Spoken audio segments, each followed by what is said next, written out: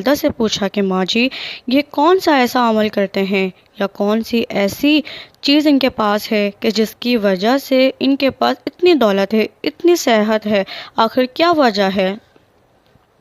میری ماں نے مجھے کہا بیٹا ان کے پاس نسلی ایک عمل ہے۔ میں نے پوچھا وہ نسلی عمل کیا ہوتا ہے؟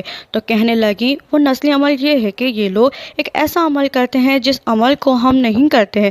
میں نے ان سے پوچھا وہ عمل کیا ہے؟ فرمایا یہ لوگ سارے حفاظ اپنے تمام ختم قرآن 11 رمضان کو مکمل کر لیتے ہیں۔ اس کے بعد یہ سارے حفاظ اور غیر حفاظ تمام عورتیں، مرد، گھر والے، حتیٰ کہ وہ بچے جنہوں نے قرآن پڑھا ہوا ہے سب سورہ رحمان پڑھنے کو لگ جاتے ہیں۔